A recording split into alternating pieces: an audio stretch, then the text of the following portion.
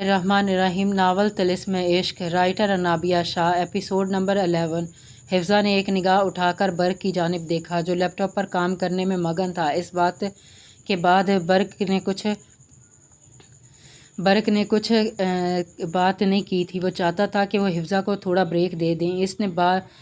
इसने बात कर ली थी अपने तरीके से जिसका इसने सही से जवाब नहीं दिया था। इसी वजह से वो इसको बिल्कुल इग्नोर किए महारत से करने में मसरूफ़ था। हिफ्ज़ा जो काफ़ी देर से खामोश थी, चुप रह कर उकता गई थी। वो एकदम झुंझला कर बोली, कब तक मुझे इस कैद खाने में रहना पड़ेगा?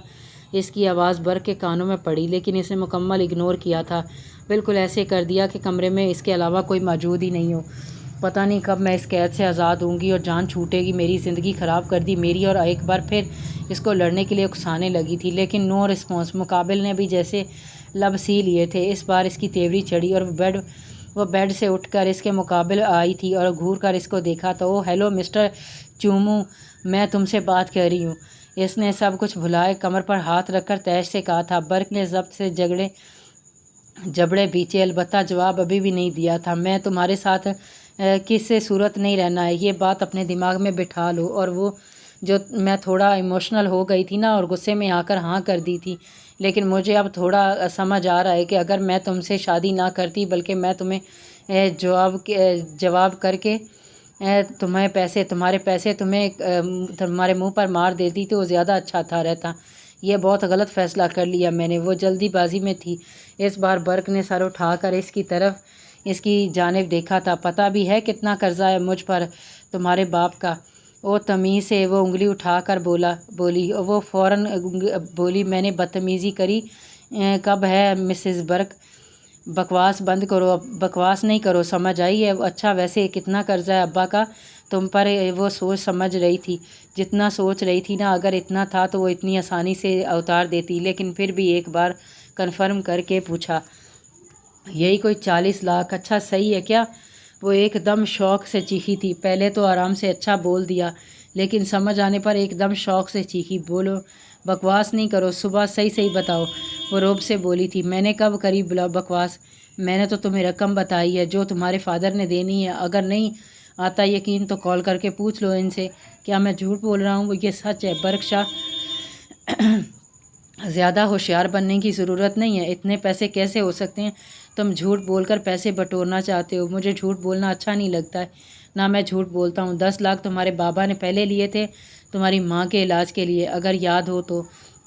हाँ वो याद है। इसके अलावा कब लिए बाबा ने पैसे? अब्बा ने तुमसे पैसे? अच्छा इसके बाद तुम्हारे बाबा की ज़मीन पर जिसने कब्ज़ा किया था, इसको बाजियाब करवाने के लिए उन्होंने एक साथ 20 लाख रुपए लिए थे, अगर वो भी याद हों तो। वो बाकी बचे 10 लाख वो उन्होंने ट्रैक्टर के लिए हमसे लिए थे, अगर तुमको याद हो तो। हिफ्ज़ा एकदम गुमसुम सी हो गई थी इतनी रकम सुनकर, इसलिए कहा था ना कि ना पूछो। इतना पैसा है तुम्हारी 7 पुश्तें भी चुका नहीं पाएंगी। बकवास करने की ज़रूरत नहीं है।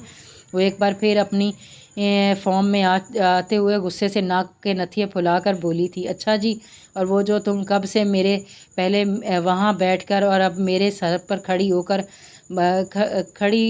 कर रही हो? मैंने कुछ नहीं किया कहा। इसने भी दुआबन जवाब दिया था, यानी मैं बकवास कर रही हूँ? याद रखना मैं तुम्हारे साथ किसी सूरत नहीं रहूँगी, ये बात तो तय है ना? ओके, अपने बाप का कर्ज चुकाओ और यहाँ से जाओ यहाँ से। लेकिन तुमने तो वो कर्ज माफ़ कर दिया न था ना बाबा को? वो तो तुम्हें अपनी ज़ौजियत में लेने के लिए किया था ना, माय स्वीट वाइफ। तो मैं कोई तुम्हारी वाइफ नहीं हूँ, वो तैश में बोली थी। अरे हाय वाइफ, मैं तो भूल ही गया कि तुम तो मेरी बांदी हो। चलो बांदी जी मेरे पाँव दबाओ। वो इसका गुस्से से सुर्ख होता चेहरा देखकर मज़े से बोला। हिफ्ज़ा ने घूर कर इसको देखा, मैं क्यों तुम्हारे पाँव दबाऊँ? मैं कोई तुम्हारी नौकर हूँ? लेकिन बांदी तो हो ना। चलो शाबाश, जाओ दबाओ पाँव मेरे। मुझे फजूल बात नहीं करनी है, तुमसे 2 टोक बात करनी है। मैं तुम्हारे साथ यहाँ नहीं रहना चाहती। मैं वापस कराची जाऊँगी, अपनी जॉब वापस कंटिन्यू करूँगी और तुम्हारे पैसे तुम्हारे मुंह पर मारूँगी, आई समझ? इसलिए जब तक मुझसे दूर रहो, और मैं कल ही जाऊँगी। वो बोलकर जाने लगी। ये बात सुनकर जहाँ आंखों में शोखियाँ थी वही सर्दपन लिए चेहरा मुकम्मल संजीदा हुआ था। बर्क की आवाज़ पर इसके कदम जंजीर हुए थे। किसने बोल दिया कि मैं तुम्हें यहाँ से जाने दूँगा?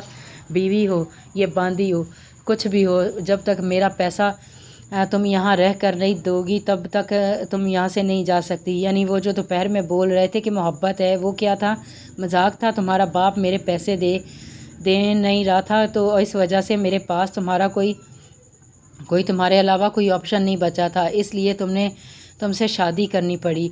तो सही है ना, मैं बोल तो रही हूँ कि दे दूँगी मैं तुम्हारे पैसे।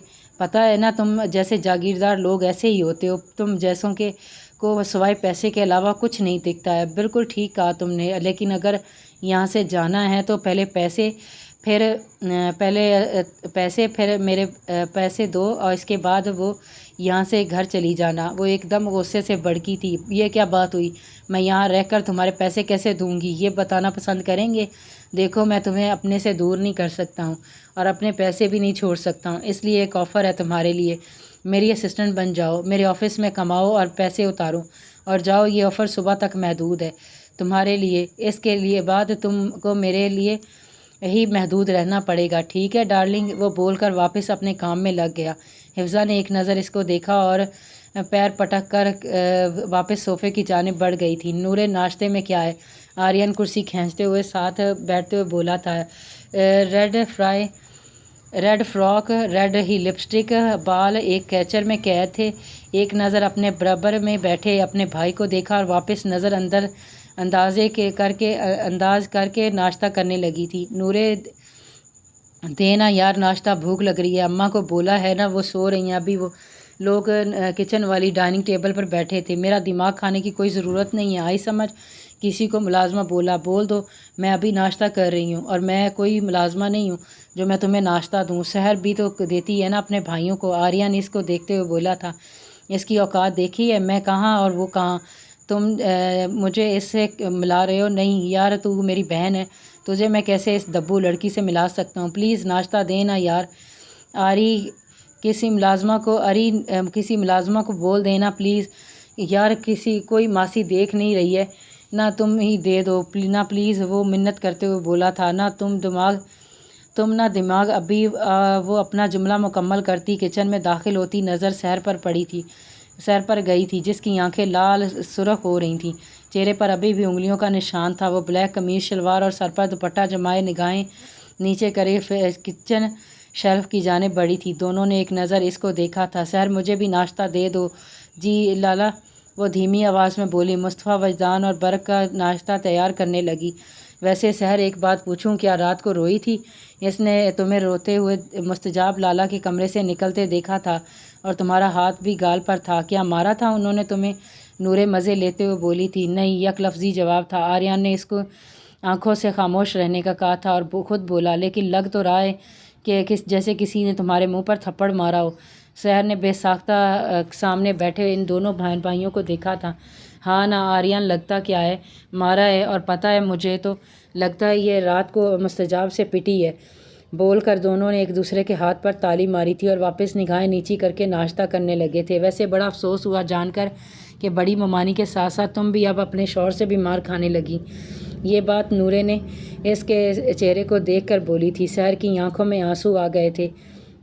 मुस्तफ़ा किचन की जानिब भी आ रहा था कि सहर को देखते हुए सहर को सामने काम करता देखकर वो टेबल पर इन दोनों को बैठाए दरवाजे पर ही रुक गया था।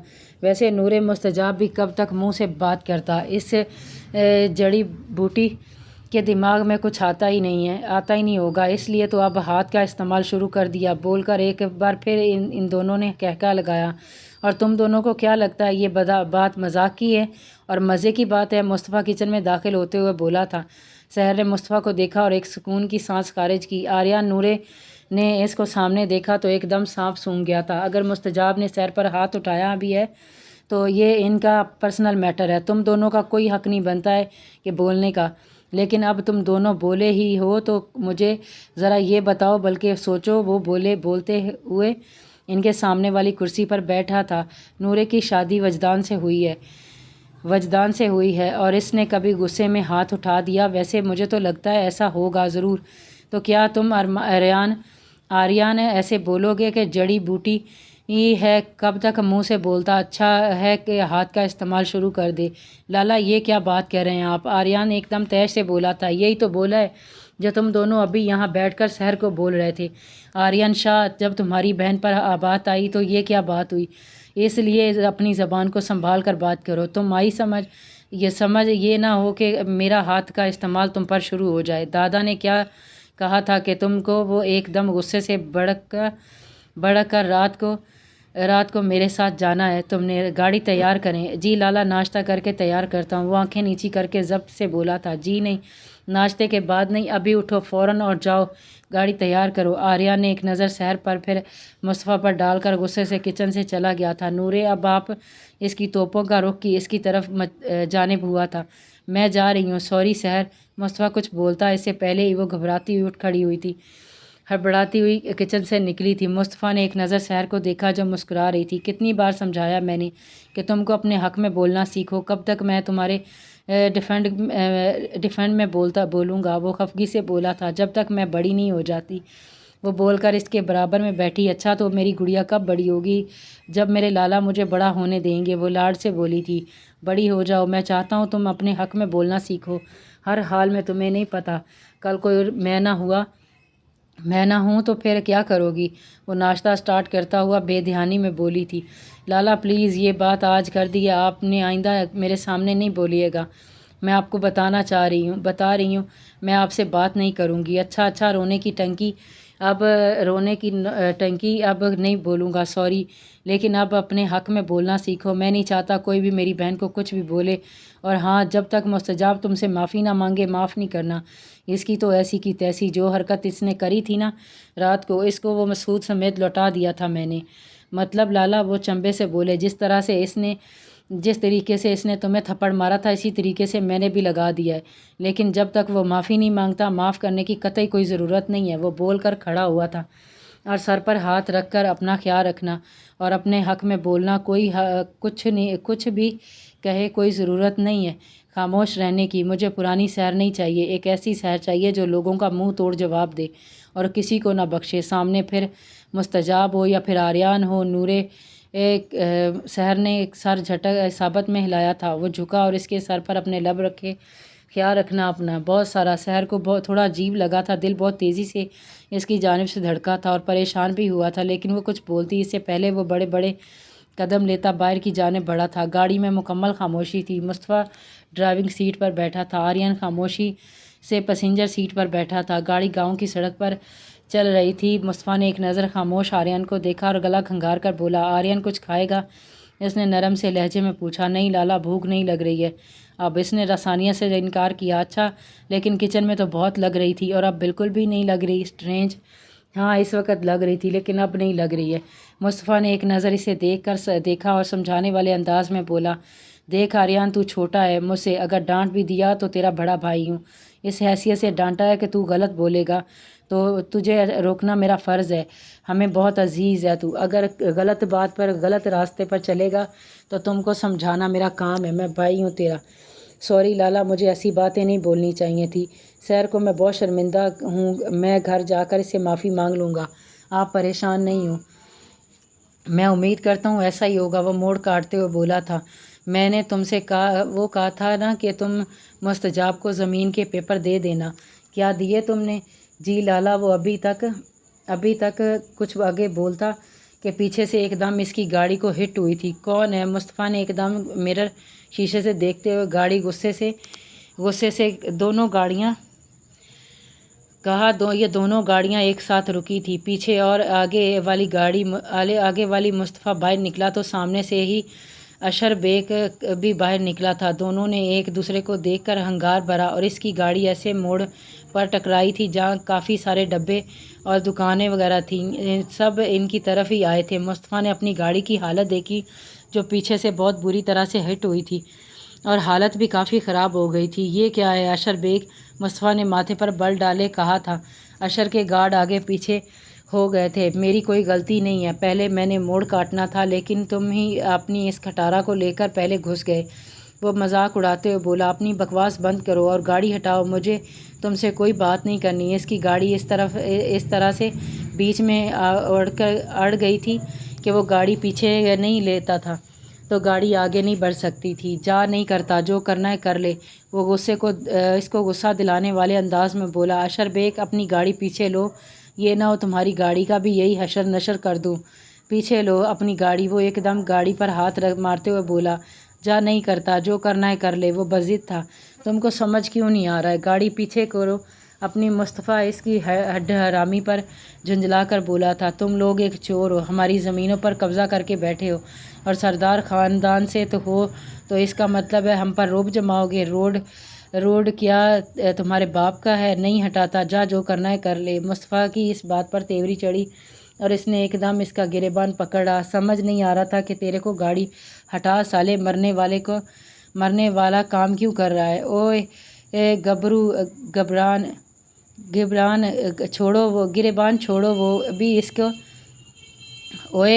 گریبان چھوڑو، وہ بھی اس کو دھکا دیتے ہوئے کہا۔ کہاں آریان؟ وہ اس کے گارڈز نے ایک دم اس کو چھڑوایا تھا۔ گاؤں والے سب تماشائی دیکھ رہے تھے۔ جان سے مار دوں گا اس کو میں، چھوڑو مجھے، بتاتا ہوں میں۔ وہ اس کو سالے تیری ہمت کیسے ہوئی میرے گریبان پر ہاتھ ڈالنے کی؟ اشر غصے سے بے قابو ہوتے ہوئے بولا تھا۔ اس سے برداشت نہیں ہو رہا تھا کہ اس کا بھرے گاؤں میں اس کے گریبان پر ہاتھ ڈالتا۔ سالے ایسے ہی نہیں تو میرے باپ تک پہنچا۔ چھوڑ آریان، اس کا دماغ میں ابھی سیٹ کرتا ہوں۔ میرے ایک ہاتھ کا ہے یہ، مجھ سے اب بچ کر دکھا۔ مصطفیٰ شاہ، تو نے اب بہت بڑی غلطی کری ہے۔ میری گریبان پر ہاتھ ڈال کر تیرے کو زندہ نہیں چھوڑوں گا، تجھے موت کے گھاٹ اتار کر ہی دم لوں گا۔ چھوڑ۔ اس نے ایک دم اپنے گارڈ کو جھٹکا دیا اور گاڑی زون سے نکالتا ہوا وہاں سے چلا گیا۔ مصطفیٰ نے گھور کر آریان کو دیکھا اور اپنی گاڑی کی طرف دیکھا۔ آریان نے ایک نظر گاؤں والوں کو دیکھا، پھر اشر کی گاڑیوں کو جو دھواں اڑاتی ہوئی دور چلی جا رہی تھیں۔ جاری ہے۔